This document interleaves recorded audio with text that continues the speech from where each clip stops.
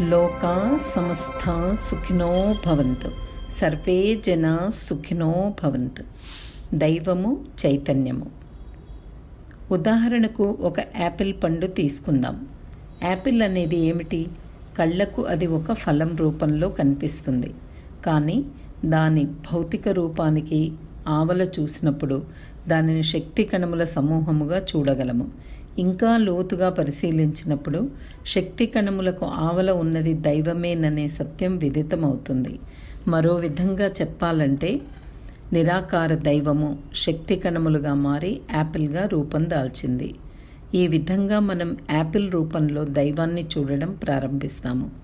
నిరాకార నిశ్చల బ్రహ్మము వేగవంతమైన శక్తి కణముగా పరిణామం చెంది మరిన్ని కణములతో చేరి యాపిల్ ఆకారంగా మారింది.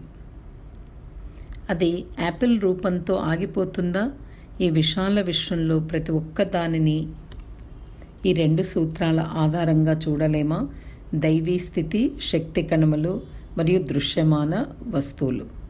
భౌతిక రూపాలలో భేదాలు ఉన్నప్పటికీ ప్రతి ఒక్క దానిలో సత్యాన్ని చూడాలి అని తిరువళ్ళువార్ అనే ప్రసిద్ధ సాధుకవి అన్నారు. ఉదాహరణకు ఒక వస్తువును కానీ, జంతువును కానీ లేదా ఒక మనిషిని కానీ తీసుకోండి. బాహ్య రూపాలలో మాత్రమే భేదం ఉంటుంది. లోతుగా పరిశీలిస్తే ప్రతి ఒక్కటి శక్తి కణముల సముదాయ ఫలితమే. ఆ శక్తి కణములు బ్రహ్మము నుండే ఉద్భవించాయి. ప్రతి ఒక్కటి దైవం యొక్క భౌతిక రూపమే. నిశ్చల స్థితిలో ఏకత్వం అయినప్పటికీ వేగంలో భిన్న రూపాలను సంతరించుకుంటుంది. తత్వజ్ఞాని వేదాద్రి మహర్షి.